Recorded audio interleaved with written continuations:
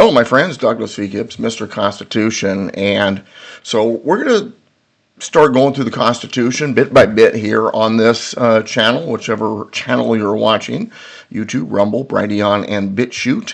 And all of the keywords to find my videos are Douglas V. Gibbs. Same thing when it comes to social media. Douglas V. Gibbs is your keyword. Be sure to subscribe, turn on notifications. Welcome to today's lesson, and I'm going to start going through the Constitution bit by bit, piece by piece. For those of you who've gone through my Constitution classes before, this is going to be a little bit more, this is going to be a little different. Same stuff, but a little bit more detailed. I'm going to get into some of the etymology of words and, get a little bit more detail. So rather than doing, presenting the preamble in a single class setting in an hour like I used to, we're going to work our way through the preamble bit by bit, piece by piece, video by video. So this is the first lesson, and on my the page where you find this, I'll put 001, 002 when it comes to lesson. That way, if you're trying to find it, you can find by number. All right, so the words "we the people," iconic. Everybody in the world knows when they hear "we the people," that is a uniquely American thing. Now, granted, most people won't be able to tell you if it comes from the Constitution or Declaration of Independence or whatever.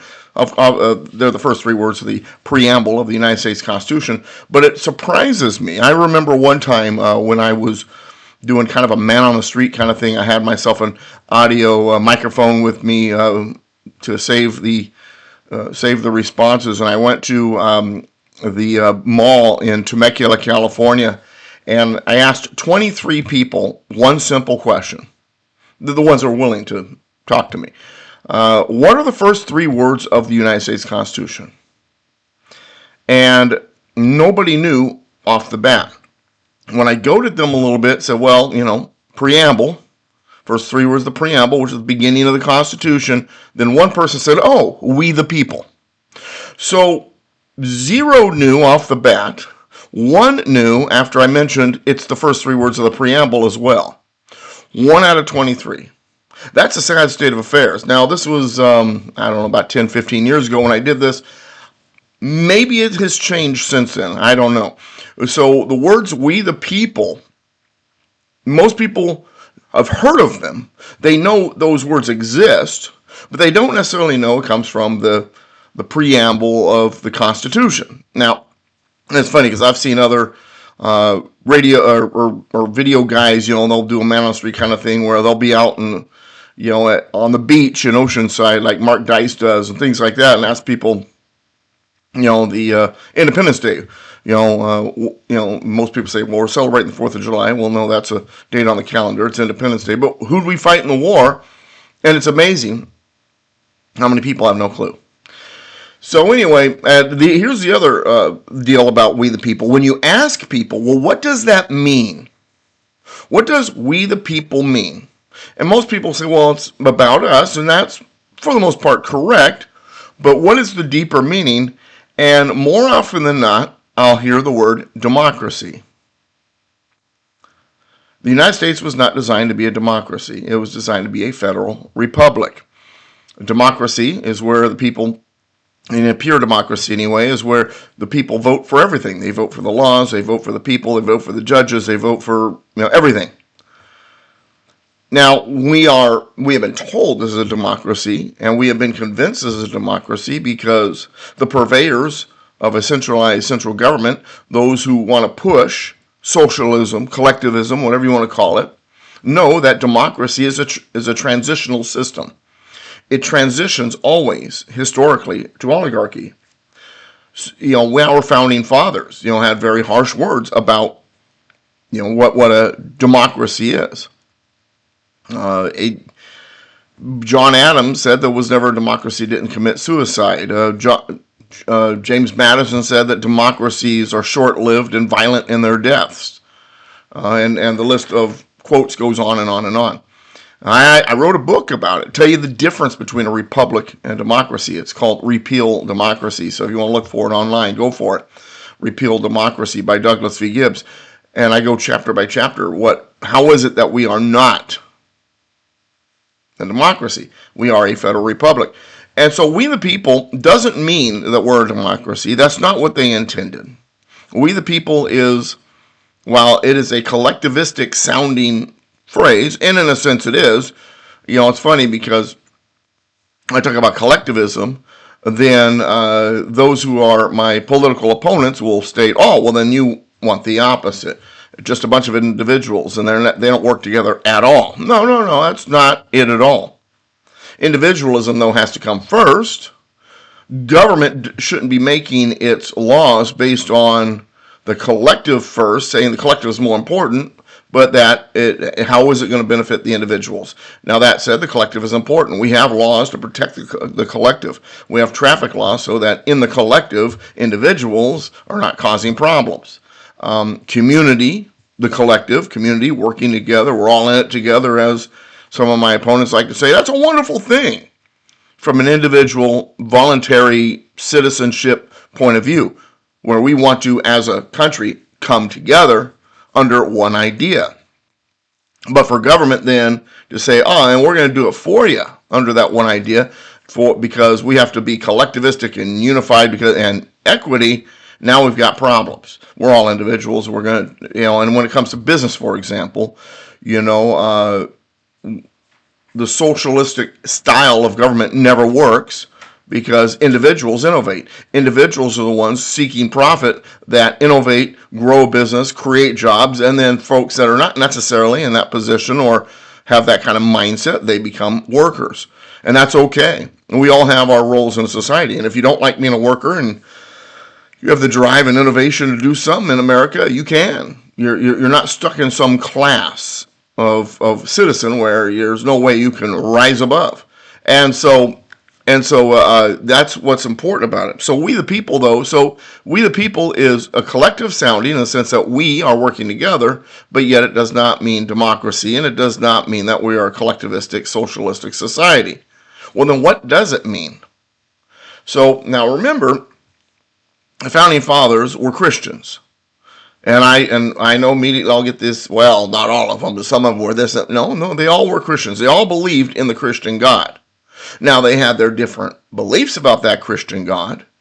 Benjamin Franklin believed in the Christian God. He was raised in a Christian household. As he got older, he moved away from his original faith, but in his quotes, in his discussions, the father of lights is a term that he used to describe, which is biblical, by the way, to describe God.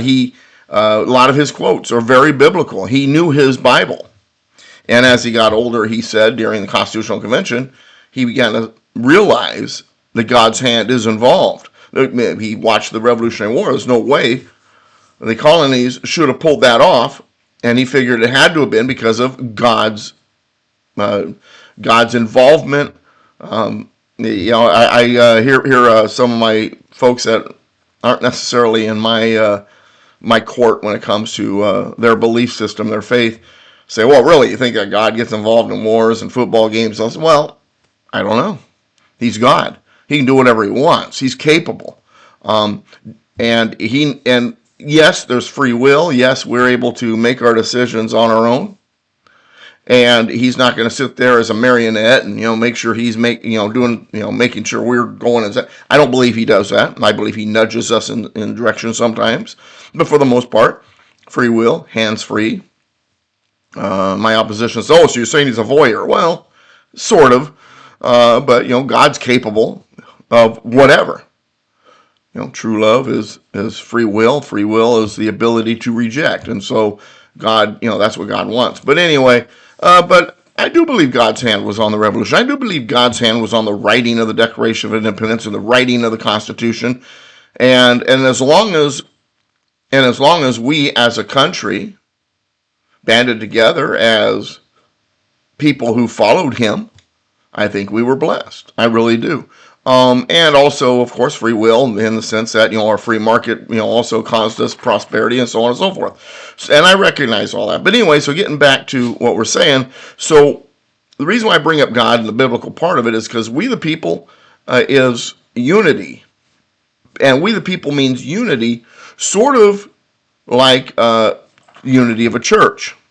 We hear the word unity from someone like Joe Biden at the beginning of his term as the presidency, he used the word unity quite a bit. He wants to unify America, but his version of unity was you all have to give in and give up what you believe in order to fit into this mold that he has created.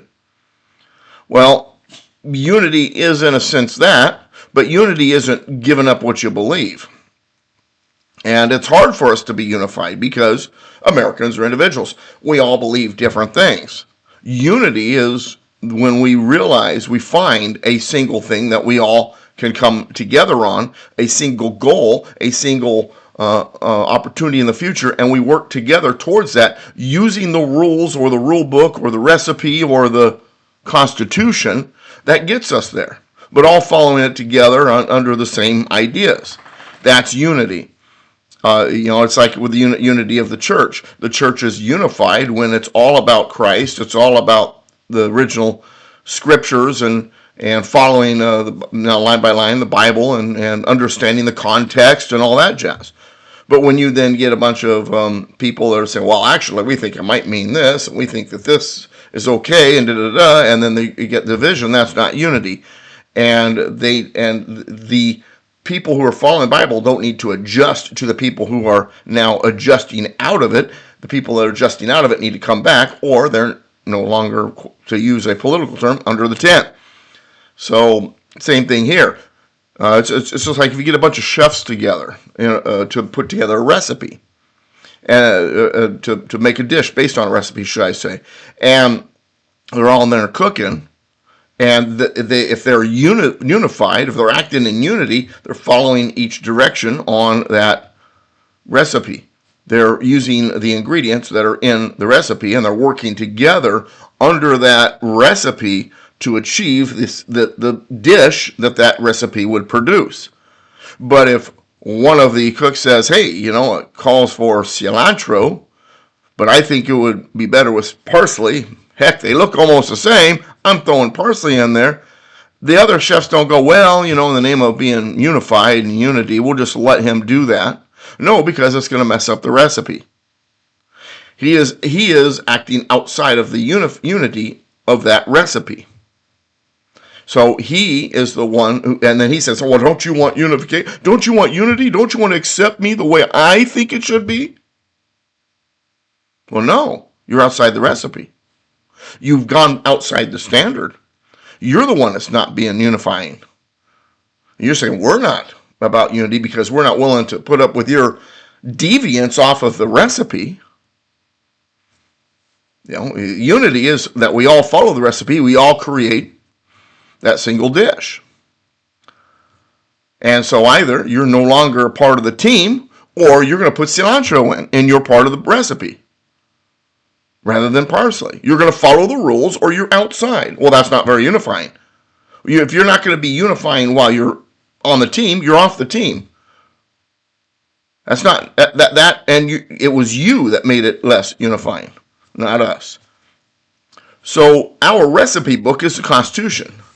Now our problem there is then now we're all over the place when it comes to definitions. Well, we the people means democracy, I'm told. Well, that's not what was originally intended. How do we know what was originally intended?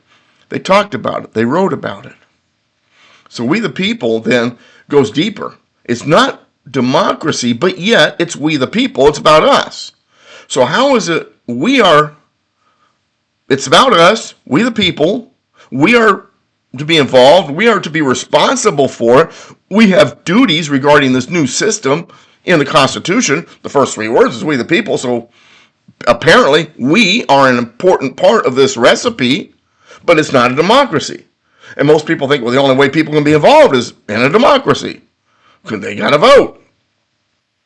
And I'm not saying that people shouldn't vote at all. Please don't go the other extreme when I say we're not a democracy. The pure democracy, where people vote for everything, should not be a part of it. Obviously, some democracy or democratic principles are in our federal republic. For example, the House of Representatives, since day one, were democratically voted in. They were voted in by the people based on population by districts and represented those constituents or those people. So, in that sense, democracy was present. But the Senate wasn't democratic. The two houses of the state legislature appointed those senators, typically one for each house. They could do it different if they wanted to, but typically that's the way they did it. And that's why they chose 2 senators, one for each house. Now, the people voted for the people in the state House of Representatives, so that senator would be indirectly voted in by the people. They voted for the people who appointed that senator. The senator appointed by the state Senate, well, that was indirectly by the people too, but one more level down. The people voted for the county legislature. The county legislature then appointed the state senators, and the state senators then appointed that U.S. senator. So it's one step down, but people are still involved, just indirectly. So indirect democracy was present. Once again, we're not a democracy in the pure sense, but there are democratic principles. And then the president also not directly voted in by democracy, an electoral college. The electors voted for president. And I say voted, past tense, because the electors now have become like a formality, and it's all about the democracy of the people, and that's not what it's supposed to be. It was up to the state legislature, which, as we've shown, were either directly or indirectly voted in by the people, to choose how the electors would be voted. Most often, the way they did it was that the electors that were given to the state based on the number of the members of the state's members in the House of Representatives, which would be all of the electors except for 2 of them, would then be voted by the people based on their congressional district, and that elector would represent that district. The other 2 electors, the ones that were available because of the 2 senators, because remember, the number of electors in a state is the number of representatives and senators combined, well, the state legislatures then would choose those 2 electors. So it was a way for the states and the people to vote for the electors. So, and then the electors vote for president. So it wasn't direct democracy. The people didn't vote for president. They voted for their elector. The states didn't vote for president. They appointed their electors. And then the electors went and voted for president. And this mechanism was in place to protect us from democracy, from pure democracy, to create a system in which also it was a mixture, checks and balances. The people didn't have total control over who would be president. The states didn't have total control. And the electors, they could change their vote, but not all the electors might. Some of them might say, you know what? The people just voted for a dictator. I'm not voting for that dictator. So I'm going to change my vote regardless of what they wanted me to vote for when they picked me as their elector. Or they desired the dictator. I shouldn't say they voted for a dictator because they voted for the elector. But if they were calling for him to say, hey, vote for, because you campaigned for your elector to vote the way you wanted. You voted for the elector you hoped would vote the way you want. But if a district wanted some type of horrible, dictator type, Tory or something, the elector would know this. So then they'd say, hey, elector, we want you to vote for that guy. The elector can vote for who they wanted. They were chosen by the people to vote for them. That's the way it was. So once again, not a democracy, not a pure democracy, a federal republic. But once again, now getting back to what I was saying earlier, so if it's not a democracy, but we the people begins the Constitution, the Preamble, so it means that we have responsibility, the people, consent to the governed, right, in the Declaration of Independence. The consent of the governed, well, who the governed? Us. So how is it then, if it's not a democracy or a pure democracy, how is it we have an important role, so important that the first words of the Constitution is we the people? If it is up to us to maintain our government, to make sure it's operating in the right manner, and it is representing our consent, our will, our desires, as long as they don't go outside the rule of law, then, and we're not a democracy, then what's going on here? How do we then maintain that control? And understand, rule of law is important here. Rule of law is based on natural law, as John Locke would say. Natural law is the law of nature and of nature's God. What is naturally correct? What is the natural order of things? If we start going outside the natural order of things, then our representatives, who are supposed to represent the rule of law before us, is supposed to recognize that. They're supposed to be informed enough, intelligent enough, wise enough, because of their position, to say, whoa, the people are asking me to do A, and that's outside natural law. I'm going to do B, which is within the natural order of things. Because there's standards. Getting back to that recipe book. Not only is the Constitution a recipe book, but the recipe book for the Constitution is natural law, rule of law, the moral standard, the legal standard. What we know is self-evident to be right and wrong. These truths are self-evident, as Jefferson wrote in the Declaration of Independence. So now that's into the conversation. So, gosh, well, Doug, it doesn't sound like we the people have a lot of control if they can change what we want. Well, so let's use a little exercise here. Let's say the people decide, you know what? People with green eyes have special privileges. People with green eyes have been controlling things. And so we want all people with green eyes to no longer be allowed to hold certain positions. And if they argue about it and they don't bow down to us and thank everybody else, they will be expelled from the country and maybe even imprisoned. And the representative says, well, that's not natural. That's not within our moral standards to pick someone because of the color of their eyes, to suddenly be singled out and treated harshly. That's not right. So I am not going to, I don't care how much my constituents or my people I represent want that, I'm not going to do it. It's outside the rules. It's outside truth, self-evident, outside the rule of law, natural law.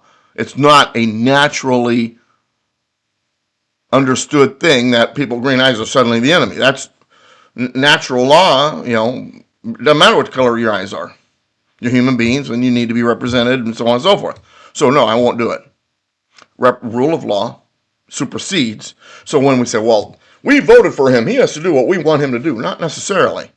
Depends on the rule of law. Now, obviously, it is important for a representative to listen to the people he represents, to seriously consider what they're calling for, to then take action the best they can if it is within the rule of law and it's reasonable. But they're not there to push an ideology and use a federal agency to push a certain ideological policy on, say, foreign nations and international development. Because they want to, regardless of what the people want. That's outside what they want. Because it comes out of the Constitution too, and following that recipe book. And if the recipe book says, hey, natural law, supposed to stay within natural law, right? But so once again, though, and I'm trying to set the stage for you, but still, okay, fine, Doug, I get all that. But we the people, how is it? This is where a republic versus a democracy gets interesting. So a democracy, the people are involved by a vote. And then after voting day, you do nothing, pretty much. Maybe you get involved, maybe not, because voting's your main involvement in a democracy. And then you complain for the next 364 days or whatever it is until the next election. But in a republic, your vote is sometimes direct, sometimes indirect. It may or may not have a direct influence. So in a republic, there's more to your responsibilities than just voting. There's a story that after the Constitutional Convention, that Benjamin Franklin, as he left the Constitutional Convention, left the State House, the Pennsylvania State House, which now is called Independence Hall, there in Philadelphia in 1787, and he's, grassy hill, and a woman in a bonnet walks up and says, well, doctor, what have you given us? A monarchy or a republic? He says, a republic, madam, if you can keep it. Well, first of all, the only reason we know that story at all is because Elizabeth Powell mentioned that conversation in a conversation with someone, and that someone wrote about it later. When asked about it later, Elizabeth Powell couldn't remember the instance.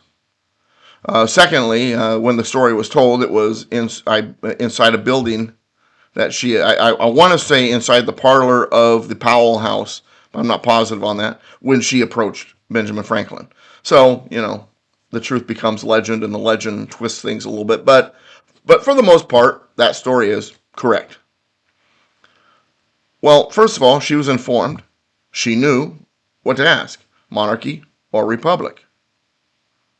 She understood that those were the choices. Democracy wasn't one of the choices. A theocracy wasn't one of the choices. A Roman-style dictatorship was not one of the choices. It was either a monarchy or a republic. A republic, madam, if you can keep it. He personalized it.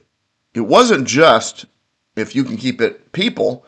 He was talking to her. If you, dear lady, can keep it.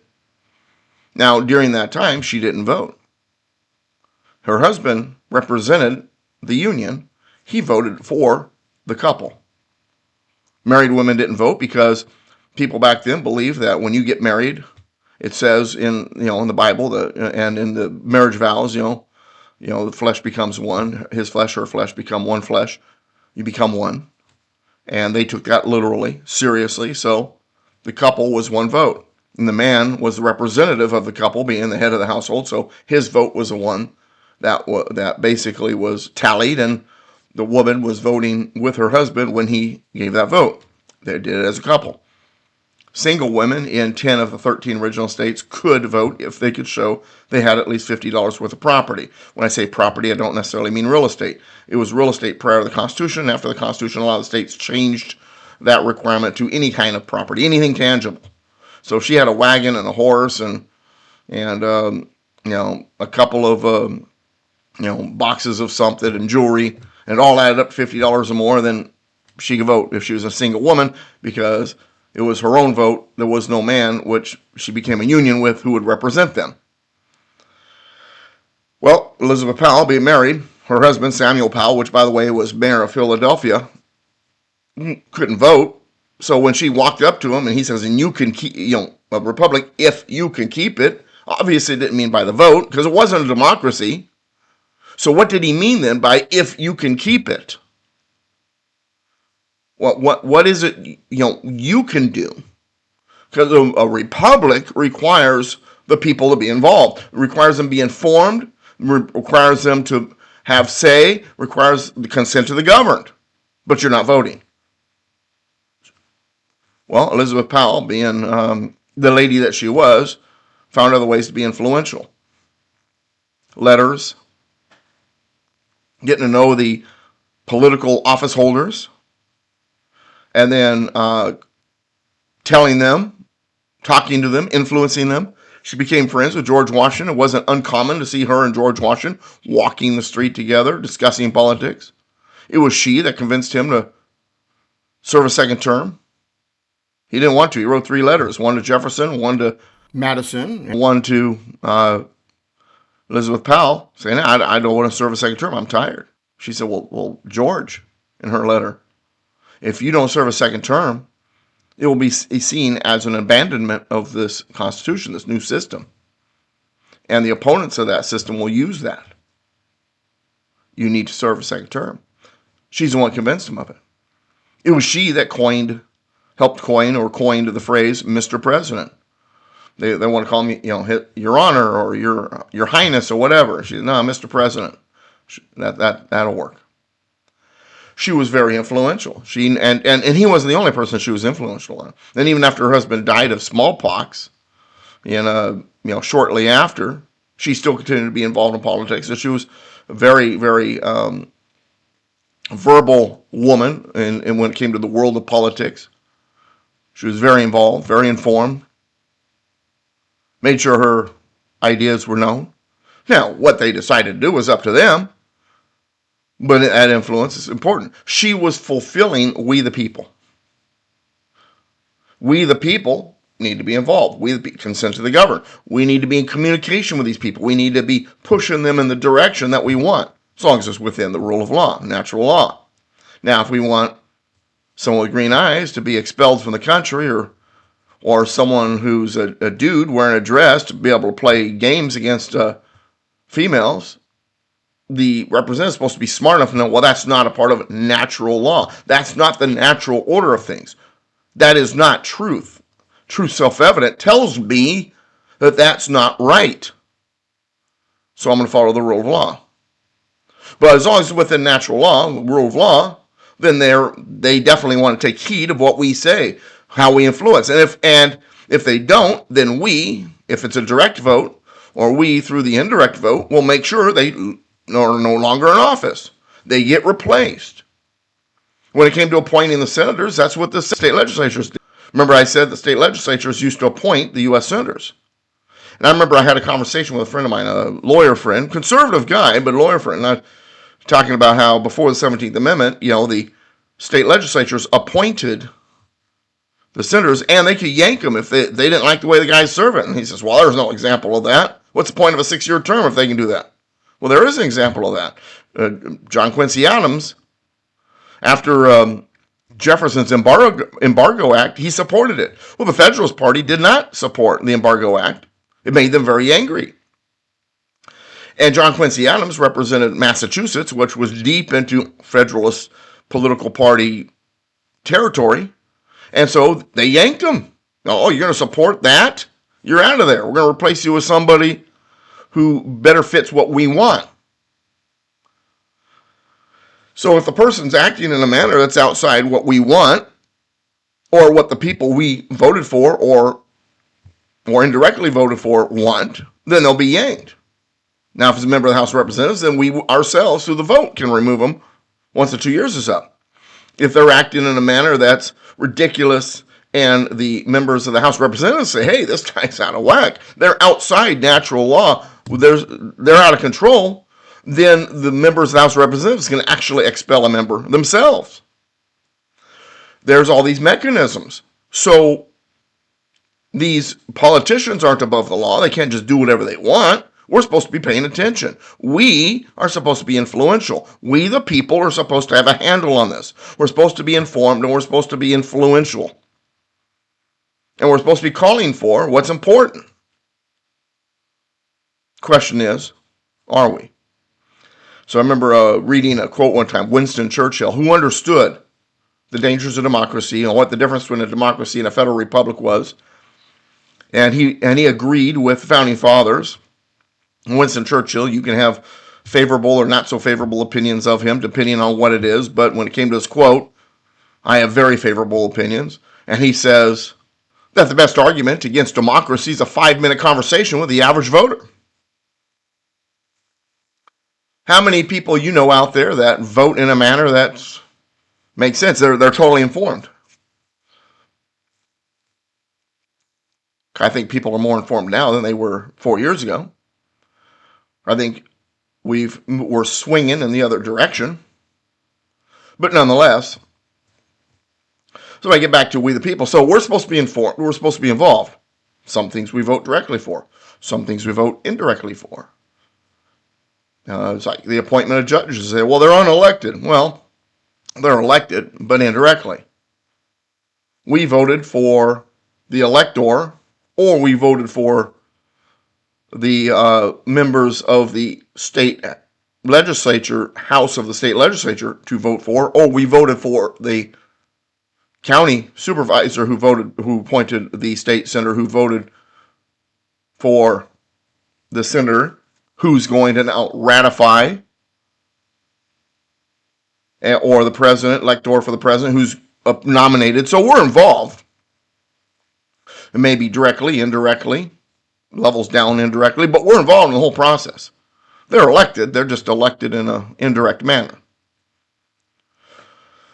But when it comes down to it, we're supposed to be influential. We're supposed to be putting the right people in place. We're supposed to be telling those people, hey, yeah, that's a good judge, that's a bad judge, whatever.